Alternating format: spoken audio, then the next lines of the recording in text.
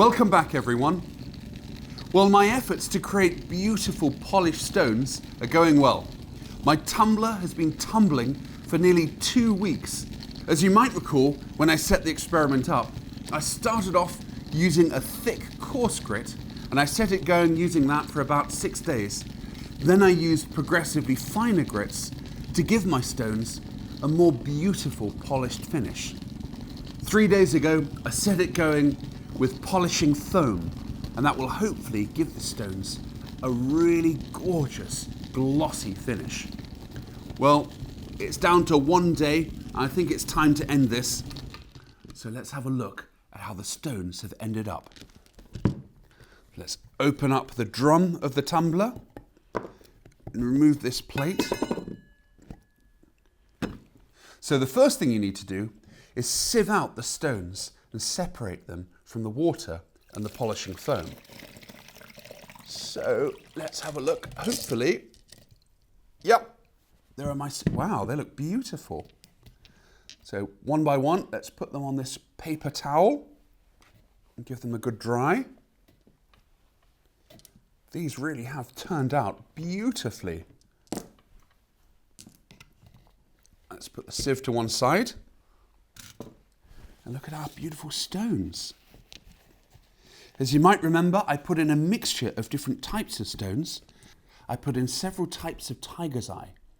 This is a beautiful mineral with this gorgeous, glossy, iridescent shine. I put in some standard orangey brown tiger's eye, some of this gorgeous greenish tiger's eye, and even this reddish tiger's eye, and this blue tiger's eye.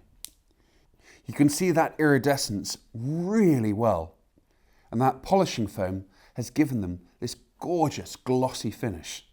That's pretty cool. I put in some of this blue agate. This has come up really well too. It really shows off the colours. I also put in a chunk of labradorite. This is famous for this iridescent shine. And you can see now with this polished finish, that iridescence is really clear to see.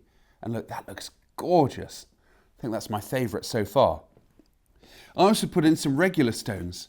And okay, these aren't quite as shiny as the rest, but they still come up pretty well. The effect of the tumbler is a bit like the waves of the sea, washing up stones on a beach, causing them to have this beautiful rounded shape and polished finish. You can even turn your beautiful polished stones into jewellery. You can easily buy these beautiful necklace casings and place one of your polished stones inside of them. Or you can affix them to rings such as this one, or glue them to earrings such as these, and make your very own gemstone earrings. Well, I think my polished stones turned out pretty well. I'm quite proud of these. How did you get on? Were you able to similarly make beautiful stones such as these? Send in your photos to classroom@darwin200.com. I'd love to see how you got on. Thank you for taking part in this polished stones experiment.